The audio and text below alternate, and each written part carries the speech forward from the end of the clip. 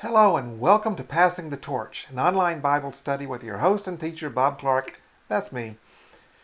Today we're continuing our series on Bible Bytes that make you go, Today's lesson is about Babel, or the Tower of Babel.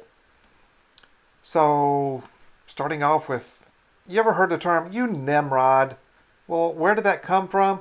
Nimrod is a guy in the Bible, early in Genesis. And you see here, this is a small snippet of Noah's family. So we have his kids, Ham, Shem, and Japhet, or Shem, Ham, and Japhet.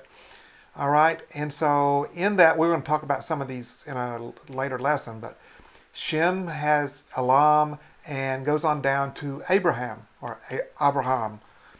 Ham has Cush and Nimrod. Okay?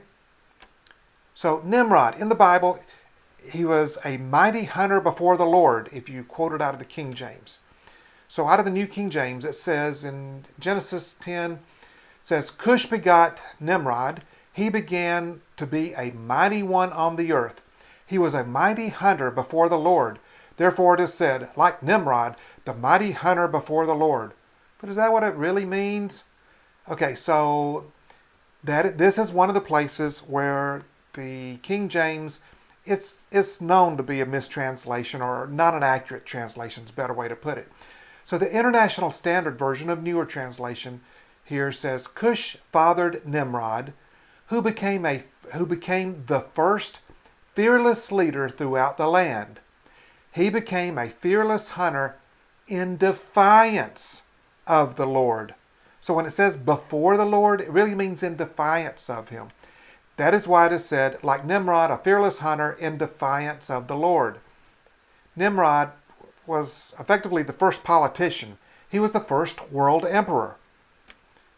Also in Genesis 10 it says, and the beginning of his kingdom, that is Nimrod's kingdom, was Babel, Erech, Akkad, the Akkadians that you've heard about, and Calneh, in the land of Shinar. From that land he went to Assyria and built Nineveh, Rehoboth, Ir, Calah, and Rezin between Nineveh and Calah, that is the principal city. He was building all these cities and such. He was building an empire. That's who Nimrod was. He was probably the world's first emperor.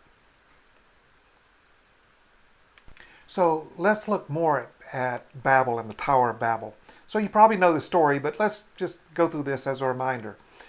In Genesis 11, where it tells the story, it says, and they said, Come, let us build ourselves a city, and a tower whose top is in the heavens. Let us make a name for ourselves, lest we be scattered abroad over the face of the whole earth. So who was they? This is this group of people that were children or grandkids and great-grandkids, descendants of Noah. And so they're still hanging together because they all have one language, and they're going to build this tower whose top is in the heavens. And the Lord said, indeed, the people are one, and they all have one language. Come, let us go down and there confuse their language, that they may not understand one another's speech.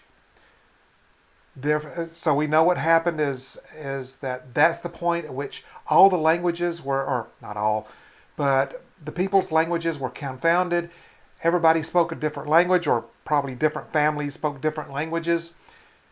Therefore, its name is called Babel, because there the Lord confused the language of all the earth. And from there the Lord scattered them abroad over the face of all the earth. So, number one, who built the city and Tower of Babel? Who was the one in charge?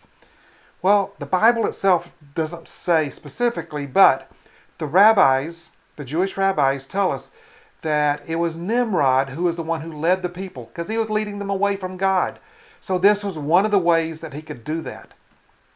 Well, now we ask the question, why did they build the city and tower, specifically the tower? Well, number one, to stay together when God had told them to be fruitful and multiply, fill the earth. But yet they said, lest we be scattered abroad over the face of the whole earth. So they're in defiance of what God had told them to do.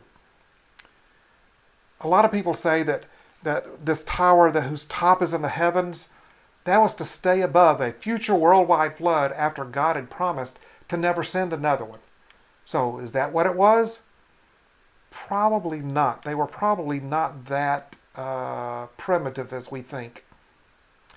Or was it to build a temple to appease the gods in defiance of the true God? I would actually think that that's probably more of what it was. So just a few nuggets of stuff that other people have put together. So in Genesis chapter 10, it talks about the 70 nations or families that came from Noah, from Ham, Shem, and Japhet. And so you can see in this, if you want to take a snapshot of it, you can.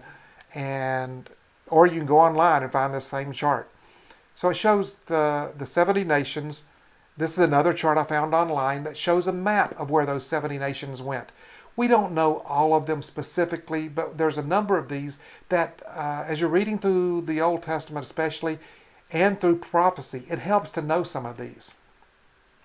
So let's get into this. Babel versus the EU and the UN.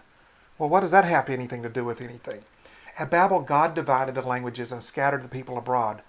But the focus of the EU, the European Union, and the United Nations, the UN, and other globalists, I'm going to use that term, they're also called progressives. Don't lose focus of that. Their focus is to try and bring the world together as one, as a one world government. The reality is that the world will never be truly united until Jesus establishes his kingdom. So again, let's tie together this thing about EU and Babel.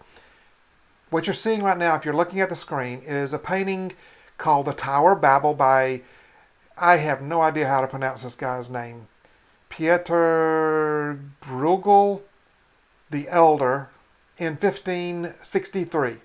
So you see the Tower of Babel in work, not completed. Oh, by the way, the picture that you're looking at now is the EU Parliament building, also known as the Louise Weiss building, completed. Well, that doesn't look completed. It looks still like it's in work, doesn't it? Completed December 14th of 1999. It looks amazingly like the painting is supposed to. They were copying the Tower of Babel, getting all of this put together. Here's a poster that advertises the European Union, and it's based on Babel. If you look at the caption of the picture or the poster, it says, Europe, many tongues, one voice. But the people at Babel, it was an evil thing, and they're holding on to this evil story. One more thing before we go this time. So Abraham's blessing in the face of Babel. So we've already read it, but it says, and they said, that's the people building Babel, come, let us build ourselves a city and a tower whose top is in the heavens. Let us make a name for ourselves, lest we be scattered abroad over the face of the whole earth. As opposed to God's blessing on Abram, who became Abraham. Let me rephrase the accent there. As opposed to God's blessing on him. So in Genesis 12 it says, now the Lord had said to Abram, get out of your country, from your family and from your father's house, to a land that I will show you. I will make you a great nation. I will bless you and make your name great. And you shall be a blessing. I will bless those who bless you, and I will curse him who curses you. In you all the families of the earth shall be blessed. See, this is one of those things, some of those areas that makes Bible reading fun, is because you make the comparisons. At Babel, the people were trying to make a name for themselves. Abraham, or Abram, who followed God, the God that we know, he allowed God to make his name great. So, Bible Bytes that make you go, And we'll see you next time on Passing the Torch. So long.